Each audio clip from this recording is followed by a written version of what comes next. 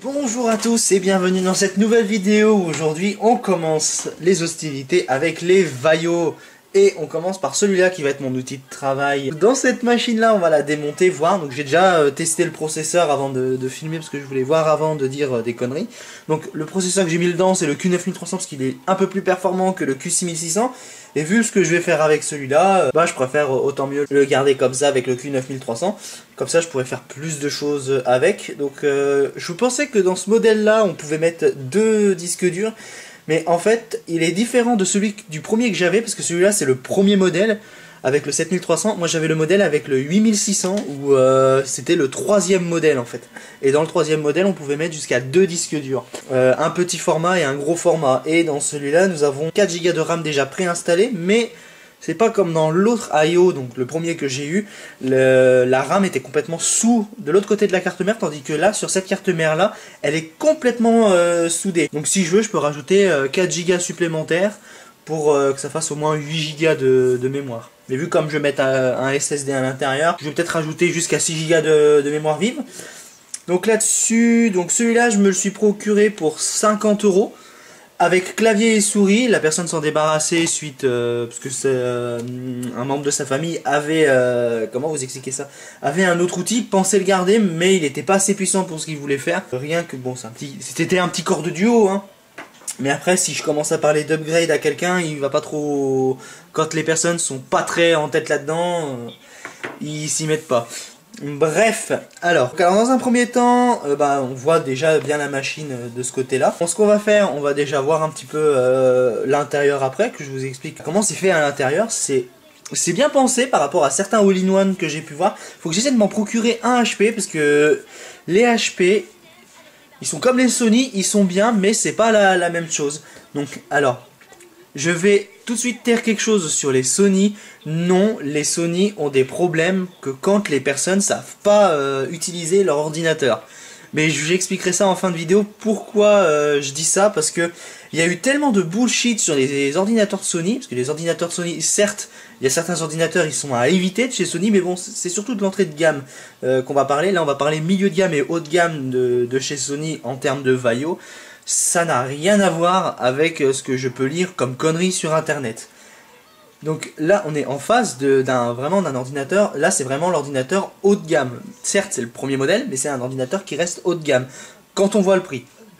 Parce qu'ils ont fait des IO plus petits que j'ai là, mais il faut que je pense à regarder les condensateurs. Parce qu'il y a deux cartes mères, un condensateur qui marche pas et l'autre ça doit être tout ce qui concerne l'alimentation. Et donc là on est vraiment sur un haut de gamme avec tout ce qu'il faut dedans. Donc on va se retrouver tout de suite à l'intérieur pour voir ce qu'il y a dedans. Alors nous voilà à l'intérieur du Vaio de Sony. Donc alors vous pouvez voir qu'ici nous avons vraiment tout ce qu'il faut pour bien refroidir le CPU. Et ça, ce système là il est fiable. Quand j'ai eu le troisième modèle, j'ai eu le même. Et c'est super fiable, ça refroidit super bien même des processeurs qui sont super chauffants. Là ici nous avons les barrettes de RAM. Comme je vous disais, donc là c'est ce qu'on peut upgrader parce que les autres barrettes de RAM elles sont en dessous de celle-ci en fait.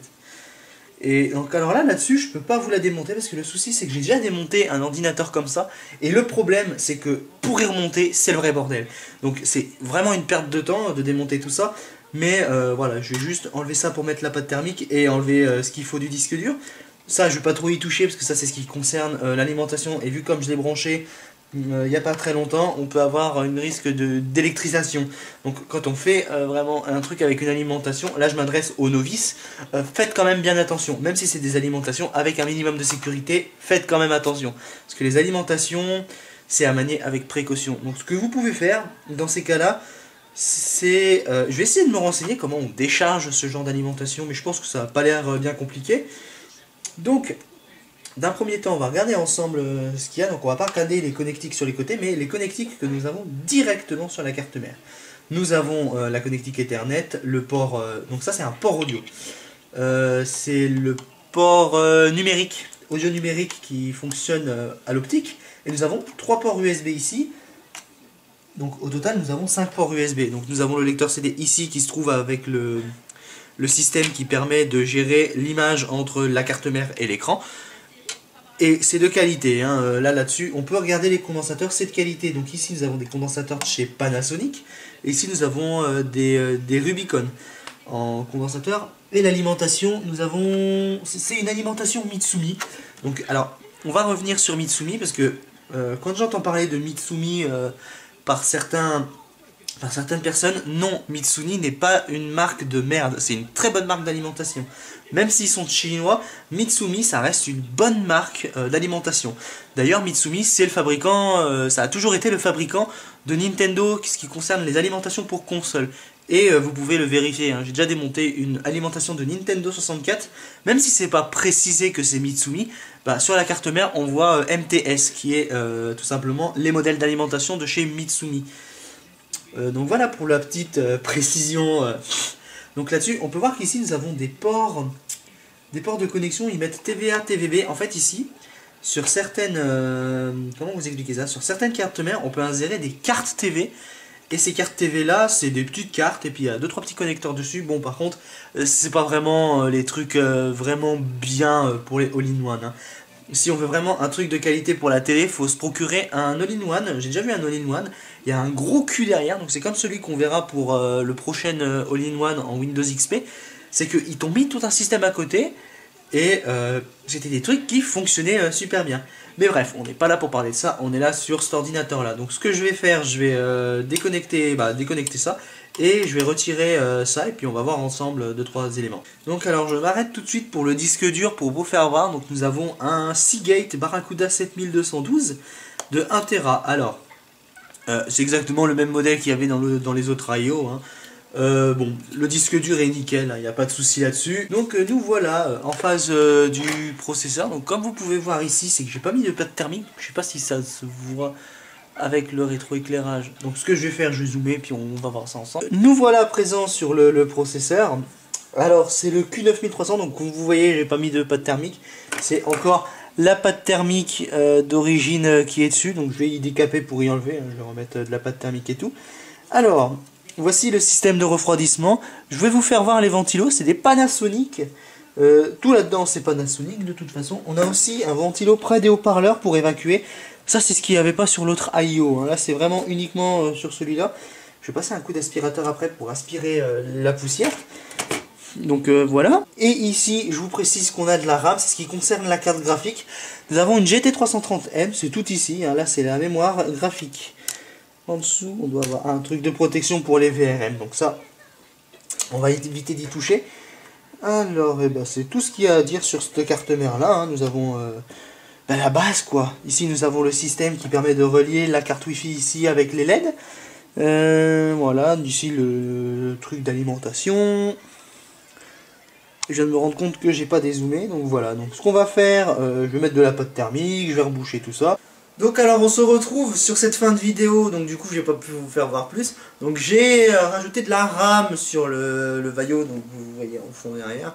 Donc c'est mon outil de travail, j'ai essayé l'outil de Vegas, voilà je le mets ici. Donc j'ai juste ce que je suis après filmer là à rajouter au montage. Donc oui c'est ma planche de montage, donc je mets pas grand chose, c'est juste des cuts, hein.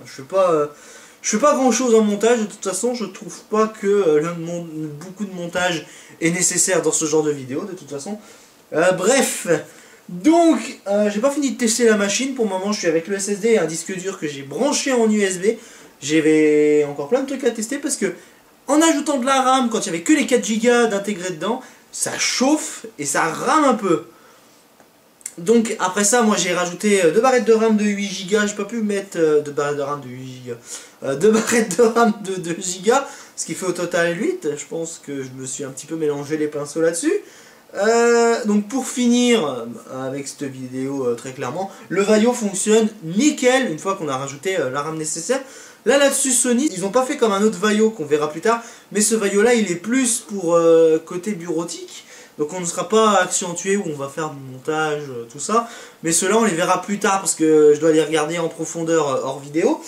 Donc pour finir avec ce Vaio là, il est encore en phase de test.